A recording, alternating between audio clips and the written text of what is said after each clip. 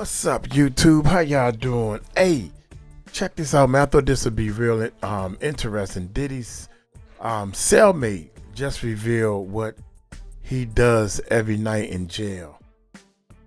Wow. This is Diddy's cellmate. Maybe somebody interviewed him. I don't know. This was sent to me. Shout out to the team. Shout out to everybody who subscribe, who support Uncle Mike. This is not easy to do. This is kind of difficult. Oh man, I was gonna try to get this mark. That thing looks so ugly. I'm always worried about what's going on around me and everything. But hey, we're gonna get into this, man. I ain't gonna talk y'all to death. People say you talk too much. It's my channel. I gotta talk. I gotta say something, I think. But I ain't gonna say nothing. I'm just gonna play the video. How about that? Y'all hit that subscribe button, hit that bell. Let's check it out. So what's Diddy like? Sam Bankman-Fried, Diddy's cellmate, just revealed what the rapper's really been doing behind bars, and it's not what you'd expect. Word is, Diddy's acting like he runs the place. Inmates are reportedly fighting over who gets to make his bed. Yeah, it's crazy, man. They also saying that Diddy, he got inmates in jail making his bed. You heard about that? Diddy's been up to a lot behind bars. Let me break it down. The high-profile inmates and their shared living situation. Before we dive into this wild situation, we gotta acknowledge what brought these two high-profile figures to the same block. Diddy has been locked down at the Metropolitan Detention Center in Brooklyn since September 2024, facing major charges including racketeering, conspiracy, sex trafficking by force, fraud, or coercion, and transportation to engage in prostitution. The feds have been building a case against him for allegedly using his industry power and influence to exploit and abuse others over decades. Meanwhile, Sam Bankman-Fried, once the wonder kid of crypto who was flexing with billions, caught his own case after his company FTX collapsed, leaving investors and customers in the hole for billions. The former crypto mogul got hit with a 25-year bid on fraud and conspiracy charges, a dramatic fall from grace for someone who was once hailed as one of the most promising young entrepreneurs in America. What makes this situation particularly intriguing is that these two men, who come from completely different worlds, hip-hop and cryptocurrency, now share dormitory-style accommodations in the same unit at MDC Brooklyn. This unusual pairing has naturally got people wondering about their interactions and day-to-day life on the inside. In a rare glimpse behind the wall, Bankman-Fried recently chopped it up with Tucker Carlson, giving insights into his experience at MDC Brooklyn and, most importantly, his interactions with Diddy. This interview offers perhaps the most direct account we have of what Diddy is like in jail, coming from someone who sees him every day in this controlled environment. When asked about his relationship with Diddy during the interview, Bankman-Fried kept it real but revealing. And I don't know, he's been kind. I've made some friends. It's a weird environment. This simple statement, "he's been kind," offers a perspective on Diddy that hits different from the public allegations against him. Bankman-Fried gave more details when pressed about what Diddy is like on the inside. And, he's been kind to people in the unit. He's been kind to me. It's a position no one wants to be in. This description of Diddy as kind to both Bankman-Fried and others in their unit humanizes a figure who's been largely demonized in the media since his arrest. It suggests that whatever the truth of the allegations, Diddy has maintained a certain level of respect in his interactions with fellow inmates. The living conditions at MDC Brooklyn paint a grim picture of the daily reality these two former ballers now face. The facility is notorious for its terrible conditions, with reports highlighting problems like mold, vermin, extended lockdowns, and understaffing. These conditions create what Bankman-Fried described as a soul-crushing environment. It's sort of a combination of a few other high-profile cases and then a lot of, ex-gangsters or sort of, alleged ex-gangsters. Yes. Definitely alleged. So what's Diddy like? Obviously I've only seen one piece of him, which is, Diddy in prison. This statement reveals something important about who's in their unit. It's not just Diddy and Bankman-Fried, but a mix of high-profile cases and individuals with alleged gang ties. This diverse grouping creates a unique social dynamic, one in which Diddy's fame and rep precede him, yet he must navigate this new hierarchy without all the trappings of wealth and power he once commanded. The physical space they share is a dormitory-style unit designed for approximately 20 male inmates. Diddy is housed in 4 North, a specific area within MDC Brooklyn designated for high-profile high-profile inmates or those requiring special protection. This setting forces a level of communal living that's worlds apart from the luxury and privacy both men enjoyed on the outside. Their daily routine is heavily structured, with mandated check-ins, communal bathing, and shared meals. Recreational activities are limited to a gym with basic equipment like yoga mats and a small basketball hoop, along with communal spaces featuring ping pong tables and televisions. These limited diversions take on major importance in an environment where time drags and meaningful occupation is scarce. 𝗗𝗡𝗞𝗦 provided insight into this aspect of prison life as well. I read books. I've, started reading novels again. I play some chess, and I work on my legal case to the extent I can. The chess reference is particularly interesting, as 𝗗𝗡𝗞𝗏 later reveals that he plays with other inmates, including those with backgrounds very different from his own. They're good at chess. That's one thing I learned. Like, former armed robbers who don't speak English, and probably didn't graduate middle school, are a surprising number of them are like fairly good at chess. Like, I'm not saying they're grandmasters, but I lose games to them all the time. I was not expecting that. Wow. While 𝗗𝗡𝗏 doesn't specifically mention whether Diddy plays chess, this glimpse into the social activities of the unit helps us understand how inmates interact and find common ground, despite their vastly different backgrounds. The financial restrictions of prison life present another stark contrast to their former existences. Inmates are limited to spending $180 every 2 weeks on commissary items, with $1 cans of mackerel, max, often serving as the prison currency. For Diddy, who was once estimated to be worth close to $1 billion, this represents an extraordinary reduction in financial capacity. Communication with the outside world is severely restricted for both men. Phone calls are limited to 15 minutes and are monitored by authorities, while visitor access is confined to specific days, typically Tuesdays. The absence of internet access and digital communication tools further isolates them from the rapidly changing world outside. These conditions have reportedly had visible effects on Diddy's appearance. Without access to hair dye, his hair and beard have turned gray, a physical manifestation of the toll incarceration has taken. This transformation from the meticulously groomed music mogul to a graying inmate symbolizes his fall from grace and the harsh realities of prison life. Beyond these basic living conditions, there have been more sensational claims about Diddy's life behind bars. Reports have emerged suggesting that inmates in Diddy's unit are allegedly fighting to make his bed and perform other personal tasks for him, driven by his celebrity status. Journalist 𝗟𝗓𝗡 cited an anonymous source claiming there are groupies among the inmates who want to do special things for Diddy, including making his bed, leading to jealousy among those competing for these opportunities. These reports were echoed across multiple outlets, including Sports-Keeda, which claimed inmates are fighting for the opportunity to make his bed. Face2Face Africa quoted a former inmate describing Diddy's unit as having groupies who get jealous over who gets to make his bed. However, it's important to note that these claims remain unverified, with no direct evidence or official confirmation. They are based largely on secondhand accounts and have not been addressed in court documents related to Diddy's case. What 𝗗𝗡𝗏𝗏's interview does confirm is that Diddy has a certain level of social standing within the unit, consistent with his public persona as someone who can charm and influence those around him. The description of him as kind suggests he has adapted to prison life in a way that has won him some measure of respect from fellow inmates. The dynamic between Diddy and 𝗗𝗡𝗏𝗏 themselves is particularly fascinating. These are two men who, prior to their respective downfalls, operated at the top of very different games. Diddy built his empire in music and entertainment over decades, becoming a cultural icon and influencer. 𝗗𝗏𝗏's rise was meteoric by comparison,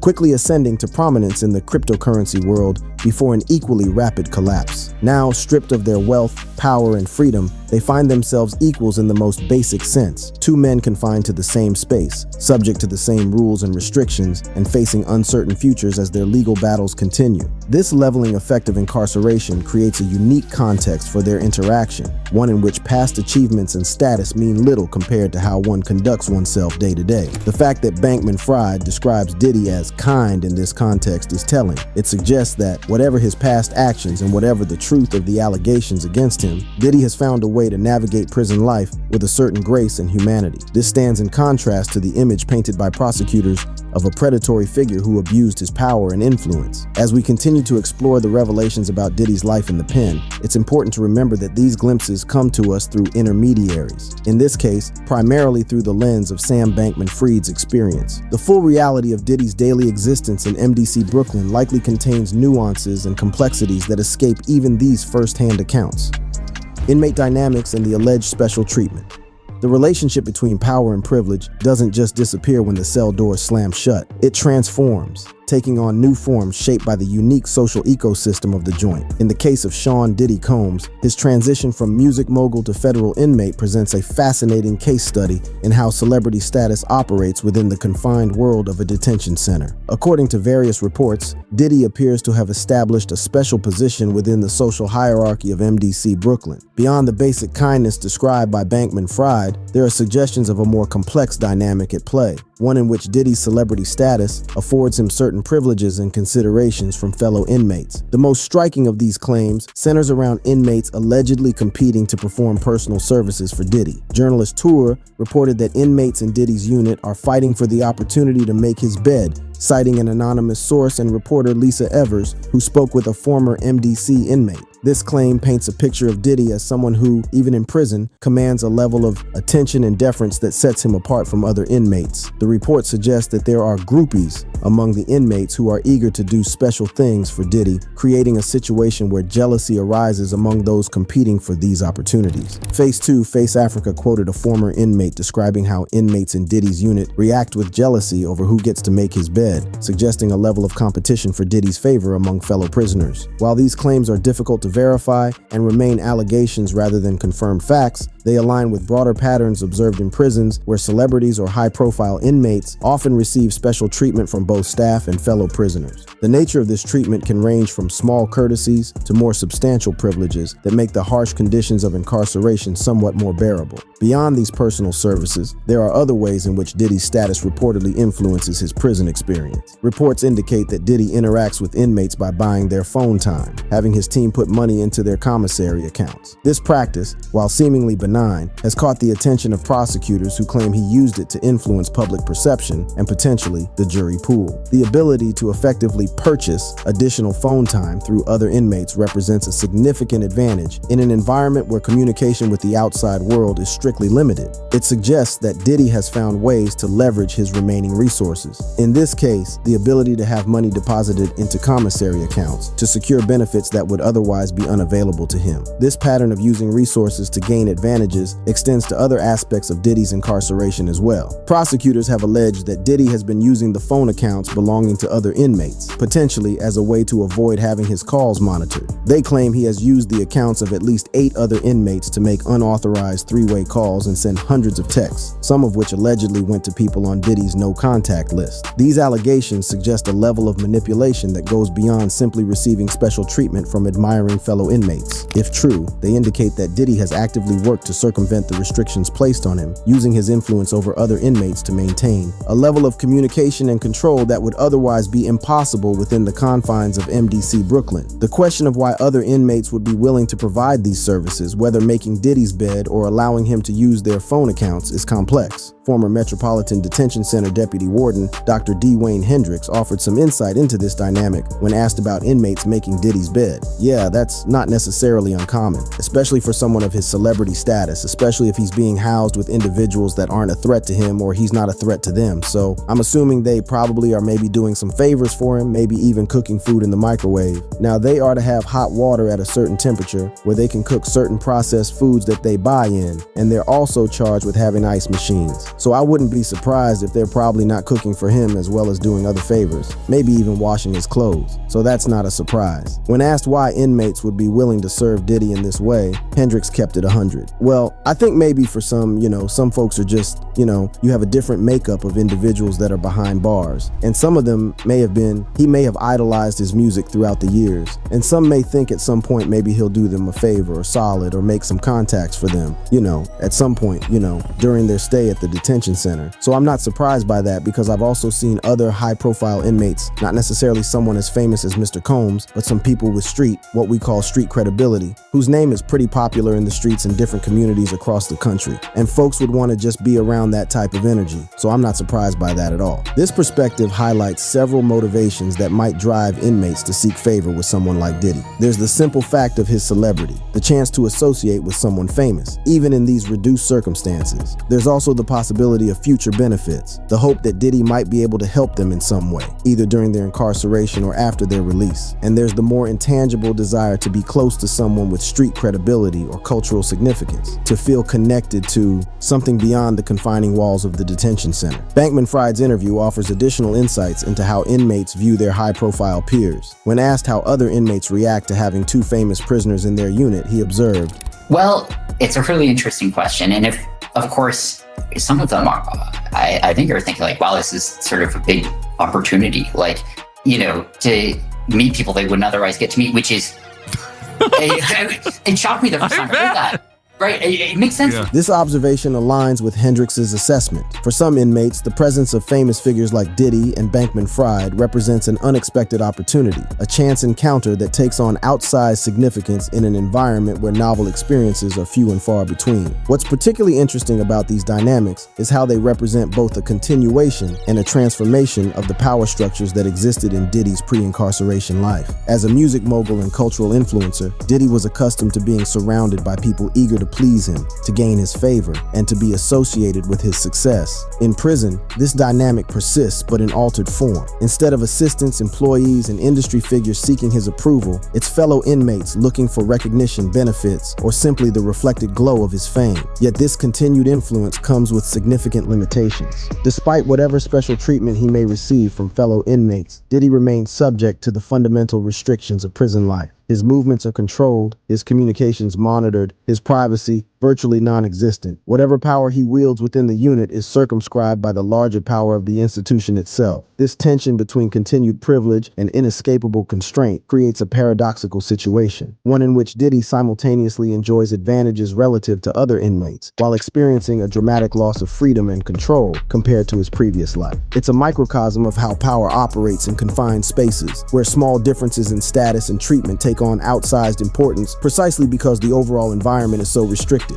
The allegations about inmates making Diddy's bed and performing other services for him take on additional significance when viewed in the context of the charges against him. Prosecutors have alleged that Diddy ran what they describe as a criminal enterprise involving the exploitation of others, including claims of coerced sexual acts and other forms of abuse. The image of inmates competing to serve him in prison creates an uncomfortable parallel with these allegations, suggesting a pattern of Diddy positioning himself at the center of a social hierarchy where others cater to his needs and desires. Of course, the key distinction is consent. Whatever services inmates may provide to Diddy in prison are presumably voluntary, motivated by the factors Hendrix and 𝗟𝗡𝗡𝗞𝗦 described rather than by force or coercion. Yet the pattern of Diddy establishing himself in a position where others serve him, even in this radically different context, is noteworthy. Sam 𝗟𝗡𝗞𝗏-Fried's description of Diddy as kind adds another layer to this complex picture. It suggests that whatever special treatment Diddy may receive, he navigates these relationships with a level of grace and consideration that has earned him positive regard from at least some of his fellow inmates. This kindness, if genuine, complicates the narrative of Diddy as someone who simply exploits his status for personal advantage. The full reality of Diddy's prison relationships likely involves this kind of complexity, moments of genuine human connection alongside instances where status and influence are leveraged for practical benefits. The close quarters and limited options of prison life tend to strip away pretense, revealing aspects of character that might be obscured in the outside world where wealth and power can create greater distance between individuals. 𝗟𝗡𝗏𝗏-Fried's observations about prison life more generally help to contextualize these dynamics. He describes prison as a soul-crushing environment where the most trivial things become all that people have left to care about. But,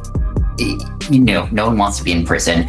And you can imagine what happens when you take sort of 40 people, you know, all of whom have been at least charged with crimes, and lock them in a single room for years on end and throw out the key, which is the most trivial things become all that people have left to care about. In such an environment, the opportunity to make a celebrity's bed might indeed take on an importance that seems disproportionate from the outside. It becomes not just a task, but a marker of status within the unit, a way of distinguishing oneself in a place where distinctions are few and meaningful activities are scarce. 𝗟𝗏𝗏-Fried elaborates on this point later in the interview. But the lack of other meaningful things to spend my time on is one of the most kind of soul-crushing things about prison. This insight helps explain why seemingly small favors and interactions might become the focus of competition and jealousy among inmates. When meaningful activities and opportunities are severely limited, the chance to interact with a famous figure like Diddy, to make his bed, to prepare food for him, to be acknowledged by him, takes on an exaggerated significance. The picture that emerges is one of a prison microcosm where Diddy occupies a position of relative privilege, receiving special consideration from fellow inmates while navigating the same fundamental restrictions as everyone else. Whether this special treatment extends to the specific claims about bed making and other personal services remains unclear, but the broader pattern of Diddy leveraging his status for whatever advantages are available seems consistent with both 𝗟𝗡𝗡𝗞𝗦's observations and the allegations by prosecutors. As Diddy's trial approaches, with jury selection underway as of May 2025, these dynamics may shift. The outcome of the trial will determine not just his legal fate, but potentially his standing within the prison community as well. A conviction could cement his status as a long-term inmate, altering how both he and others perceive his position. An acquittal would remove him from this environment entirely, ending this unusual chapter in his life. For now, the reports of inmates competing to make Diddy's bed and perform other services for him remain allegations, unverified claims that nonetheless offer a glimpse into the complex social world of prison life and how celebrity status operates within those confines. Whether true in their specifics or not, they point to the broader reality that even in prison, where the trappings of wealth and fame are stripped away, the echoes of status and influence persist, shaping relationships and experiences in ways both subtle and profound. Legal battles, future prospects, and life after the bid. The walls of MDC Brooklyn contain not just the physical bodies of Sean Diddy Combs and Sam Bankman-Fried, but also their ongoing legal battles, complex proceedings that will ultimately determine how many more days, months, or years they will spend behind those walls. For both men, the courts represent both their greatest challenge and their only legitimate hope for freedom. Diddy's legal situation is particularly precarious. He faces serious federal charges, including racketeering conspiracy, sex trafficking by force, fraud or coercion, and transportation to engage in prostitution. These charges stem from allegations that he orchestrated what prosecutors describe as freak-offs, allegedly drug-fueled sexual performances that lasted days, with victims given controlled substances and receiving IV fluids afterward. The evidence against him includes material seized during raids on his Miami and Los Angeles homes in March 2024, which reportedly uncovered over 1,000 bottles of baby oil and lubricant. Supporting claims about these freak-offs, the seriousness of these charges is reflected in the potential penalties. If convicted on the racketeering charge, Diddy faces up to life in prison, with a minimum of 15 years for sex trafficking. Despite the gravity of these charges, Diddy has maintained his innocence, pleading not guilty and mounting a vigorous legal defense. His attorneys have described the alleged freak-offs as consensual, arguing, is it sex trafficking? Not if everybody wants to be there, and have consistently characterized the charges as overreach by prosecutors. His legal team has also focused on procedural challenges, such as arguing that a cell search violated his attorney-client privilege. This motion partially succeeded, with a judge ordering prosecutors to discard copies of seized notes. These efforts reflect a strategy of challenging the prosecution's methods and evidence, rather than directly addressing the substance of the allegations. Multiple attempts to secure bail have been rejected, with judges citing Diddy as a serious flight risk and expressing concerns about witness tampering. This continued detention has placed him in the unusual position of preparing for a high-stakes trial while navigating the challenges of prison life. The trial itself is scheduled to begin in May 2025, with jury selection currently underway. Reports indicate that 4 alleged victims, including his ex-girlfriend Cassie Ventura, will testify under their real names. The prosecution's witness list is expected to grow as the trial approaches, potentially including additional accusers and witnesses to the alleged criminal enterprise. The outcome of this trial will determine not just Diddy's legal fate, but the remainder of his life. At 55 years old, as of 2025, a lengthy prison sentence would mean he might spend the rest of his productive years behind bars. Even with potential reductions for good behavior or other factors, the prospect of decades in prison looms large over his future. Sam Bankman-Fried's situation, while similarly serious, has already progressed further through the legal system. Having been convicted and sentenced to 25 years, his focus now is on appeal rather than trial preparation. When asked about his potential release date during his interview with Tucker Carlson, he painted a grim picture. It's a complicated calculation, which I don't understand all the details of because of like first step back stuff. And if you just add, my prison sentence to my age, so to speak, then the answer is in my late 40s. Wow. Could you handle that? Sorry, what I said was wrong. I misspoke. If you add my prison sentence, my age to the late 50s. If you include all of the possible decreases, it might be the late 40s. But the raw answer is, it's 32 when I was convicted, and I got a 25-year sentence. This stark assessment that he might be in his late 40s or even his late 50s before regaining freedom highlights the extraordinary consequences both men face for their alleged crimes. These are not short-term interruptions to their lives, but potentially transformative periods that could consume decades of their remaining years. For both Diddy and 𝗟𝗡𝗡𝗞𝗦, the prospect of aging in prison presents unique challenges. 𝗟𝗡𝗡𝗞𝗦 referenced studies suggesting that you age at roughly 3 times the normal rate in prison, implying that their physical and mental health might deteriorate more rapidly than they would outside. This accelerated aging, combined with the limited healthcare available in correctional facilities, presents a sobering reality for both men. Beyond the physical toll, there's the psychological impact of long-term incarceration to consider. 𝗟𝗡𝗡𝗞𝗦 described this aspect of prison life eloquently. I prefer having the digital world. At the end of the day, it's. But I will say that when I say that, it's less from a perspective of enjoyment or pleasure or leisure, and it's more from a perspective of productivity and ability to have impact in the world.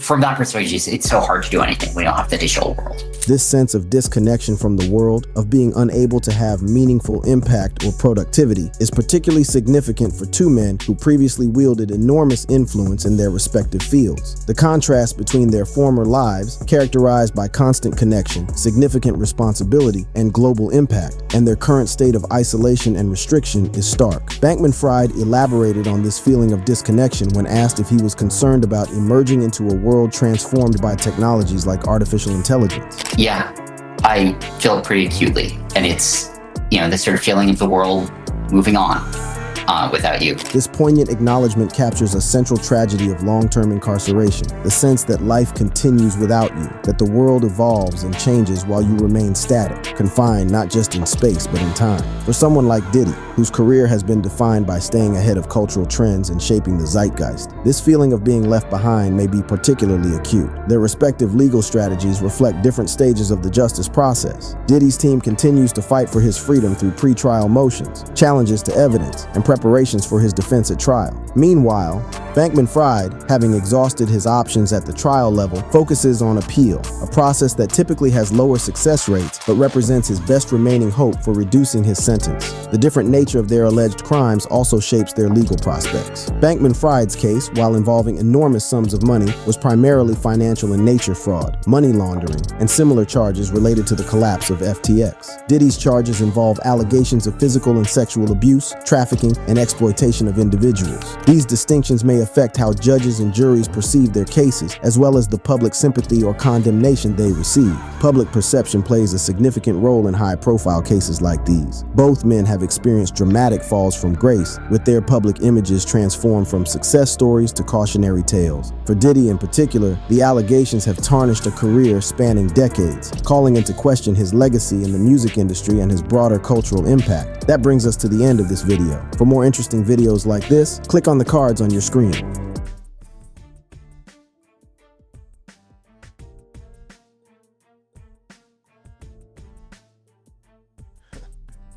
My bad, y'all wanted to turn the AC off before I talk and turn the mic back on.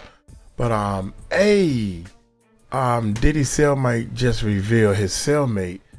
I don't remember the guy's name, and I know he did some type of fraud in Bitcoin or something that he did, but I really don't know the whole story behind why he's in jail and all that good stuff. So that's interesting. I need to do a little more research on that, man. Y'all let me know what y'all think, man. Hey, Diddy got people making his bed up. Diddy got people cooking for him and letting them use their cell phone. This stuff is really common in jail, but at the same time, y'all let me know what y'all think, man. I'm gonna get on up out of here. Hey, y'all take it light, take it slow. Tell them Uncle Mike told you so. Peace out.